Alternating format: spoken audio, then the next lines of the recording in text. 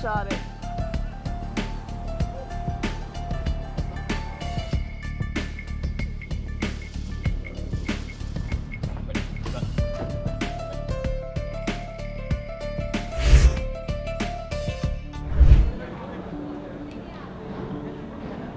China started 2023 by resuming international passenger flights out of the country. 2 months later, borders would fully reopen to international travelers, marking an end to China's strict zero-COVID policy. 就是我们很高兴，就是好久没来中国，今天不需要隔离，所以更开心。 But the shift away from zero COVID also resulted in a sharp jump in deaths caused by the coronavirus. Official figures topped over 81,000 from December to January when Beijing pivoted away from the policy. The lifting of zero-COVID rules also exposed the economic toll the pandemic had on China. A short rebound soon after the border reopening was followed by grim economic figures, including a record-high youth unemployment rate of 21.3% in June. Authorities stopped releasing youth jobless figures beginning in August. China is still expected to hit its GDP growth target, but problems are mounting, including for its ailing property market, led by China Evergrande Group, the world's most indebted developer. Chinese police detained several workers from Evergrande's insurance unit after the company again failed to meet debt repayments. Trading in shares of China Evergrande Group and 2 of its subsidiaries was suspended amid growing speculation about the whereabouts of Group Chairman Hui Kaiyan. Evergrande suspended trading at one point without giving a reason.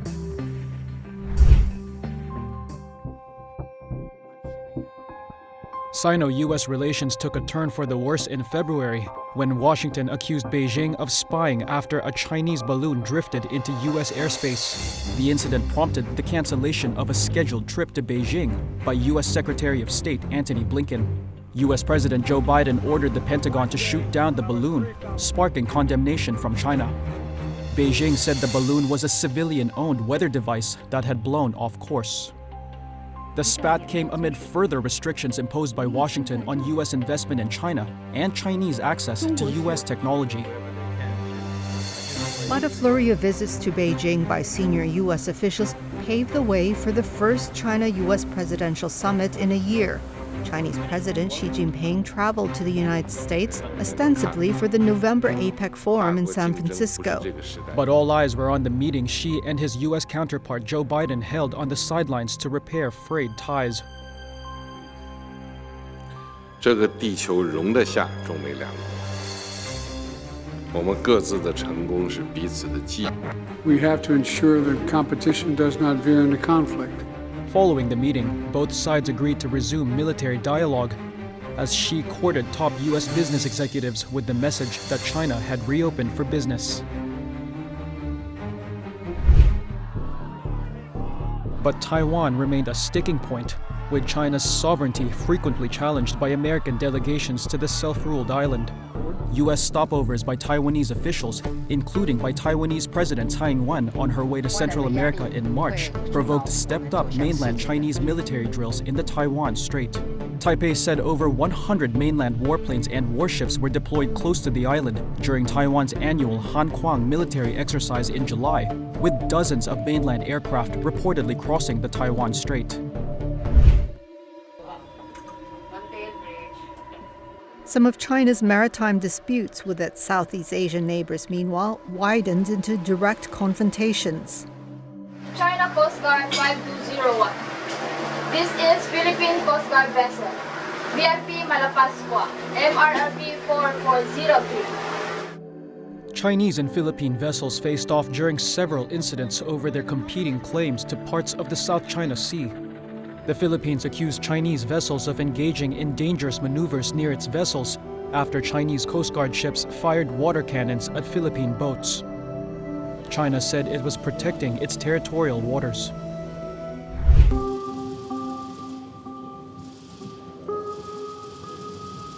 Beijing, meanwhile, further strengthened ties with Russia. Уважаемый господин председатель, дорогой друг, добро пожаловать в Россию, в Москву. President Xi traveled to Moscow in March, his first visit to the country since Russia's invasion of Ukraine in 2022. The following month, China sent an envoy to Ukraine after Xi spoke to President Volodymyr Zelensky over the phone for the first time since the invasion. But while Beijing has maintained a neutral stance on the Ukraine conflict, its position on the war in Gaza has been unequivocal. In a speech before an online BRICS summit, Xi called for an end to the fighting. 加沙地区的冲突已持续了1个多月，造成大量的平民伤亡和人道主义灾难，并出现扩大外溢趋势。我多次强调，解决巴以冲突循环往复的根本出路是落实两国方案，恢复巴勒斯坦民族合法权利，建立独立的巴勒斯坦国。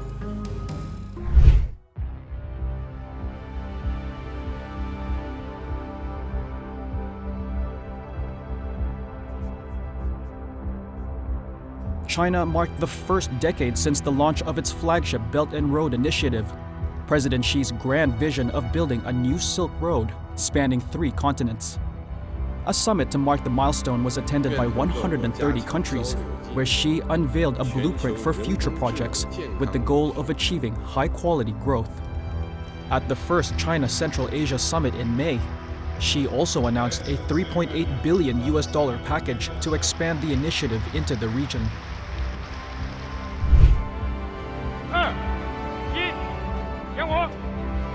China made further strides in its space ambitions, including the launch of its 12th crewed mission.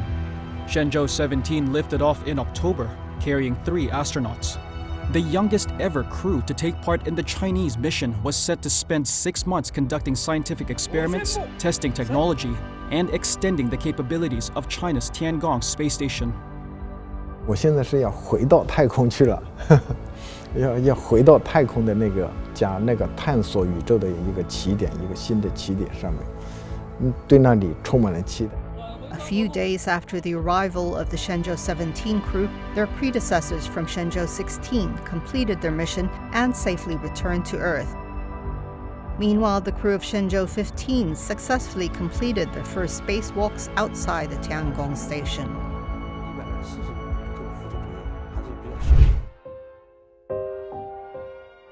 There was a major reshuffle in the Chinese Politburo with the sacking of 2 key figures.